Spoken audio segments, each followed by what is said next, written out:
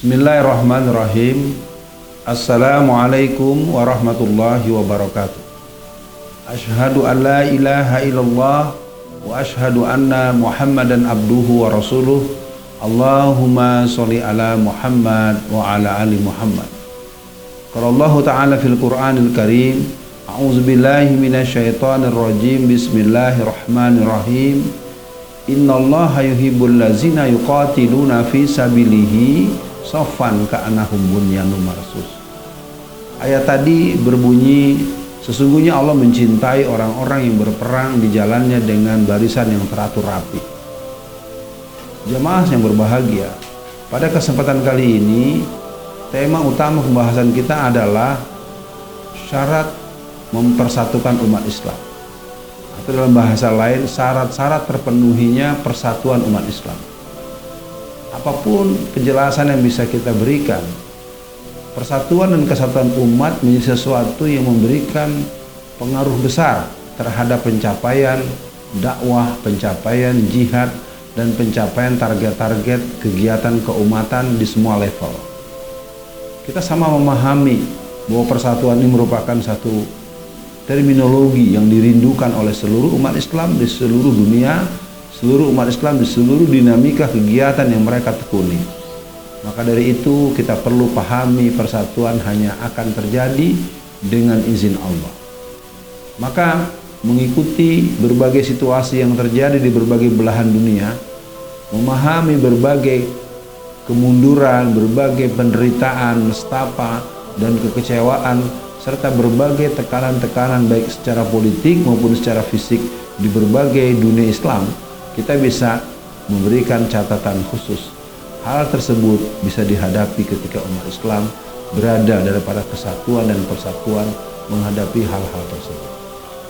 Pada kesempatan kali ini kita akan memberikan catatan-catatan khusus bagaimana persatuan itu bisa terjadi. Yang pertama adalah adanya keinginan dari semua pihak untuk menjadikan Islam sebagai way of life, Islam sebagai norma utama, nilai-nilai yang dipegang dengan dasar awal akidah Islam. Akidah Islam tentu dilihat sebagai sebuah dasar poros utama yang ditopang oleh syariat Islam, yang dihiasi dengan akhlakul Islam, yang diperluas dengan wawasan, dan seterusnya dengan penegakan sistem secara hukum dan politik Islam. Jadi yang pertama adalah iktikad dan keinginan semua pihak akan mengantarkan kita kepada arah menuju persatuan. Yang kedua adalah kegiatan-kegiatan yang memang mengantarkan kepada persatuan itu.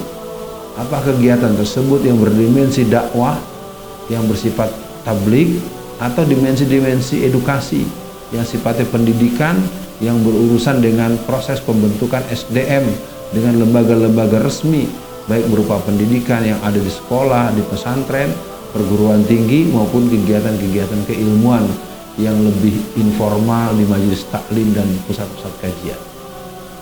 Yang ketiga, persatuan itu bisa dijadikan satu semangat untuk menghadapi musuh-musuh Islam yang terus-menerus melakukan gerakan yang ofensif. Artinya persatuan bisa diperoleh dengan cara kita menyadari bahwa kerja kita banyak, kerja kita berat, waktu kita tidak cukup untuk mempersoalkan hal yang remeh-temeh. Yang keempat, persatuan itu bisa terjadi ketika adanya tindakan-tindakan yang mengarah kepada persatuan itu. Maka mental tasamuh, toleransi dalam hal-hal yang sifatnya tidak prinsip, hal-hal yang sifatnya furu'iyah, hal-hal yang sifatnya cabang, itu menjadi hal yang harus terus dididikkan kepada seluruh generasi Islam dimanapun berada. Syarat yang kelima, persatuan Islam itu akan terjadi ketika kita menengok betapa kekuatan musuh-musuh Islam memang terus bergerak dengan berbagai cara. Ada yang terlihat dengan kasat mata, ada yang terasakan apa yang mereka lakukan memang secara sistematis melumpuhkan, melemahkan, bahkan menghancurkan nilai-nilai transendensi keislaman kita. Nah, kelima hal itu cukup menjadi pegangan buat kita. Yang berikutnya tentu kita perlu terus melakukan kegiatan-kegiatan yang membuat kita semakin dekat kepada Allah, yang membuat kita semakin mesra dengan sesama muslim. Di antaranya kita melakukan bentuk-bentuk safari silaturahim, atau saling mengunjungi, atau kita berbelanja di pusat-pusat bisnis sesama muslim, pusat-pusat belanja muslim, di pasar-pasar muslim. Itu bagian yang bisa kita lakukan. Yang lainnya adalah partisipasi sosial politik. Kita umat Islam mesti menyadari berpolitik itu merupakan fardu kifayah yang mempengaruhi kemudahan dan keindahan, kenyamanan dan keamanan dakwah. Maka kaum muslimin menjadi tidak harus memilih partai yang memihak kepada kepentingan Islam dan umat Islam. Partai tersebut adalah partai yang memenangkan aspirasi Islam yang akan ditegakkan dengan frame Izzul Islam wal Muslimin. Hal lain tentu bisa kita lakukan. Yang jelas umat Islam di seluruh zaman, umat Islam dimanapun berada, kita akan menjadikan persatuan sebagai satu seruan kolektif. Persatuan menjadi sesuatu yang kita gelorakan, kita gemakan sebagai hal yang akan membuat kita punya alasan untuk mencapai kemenangan, untuk mencapai bentuk-bentuk perlawanan dan perjuangan pada tingkat-tingkat yang paling optimal.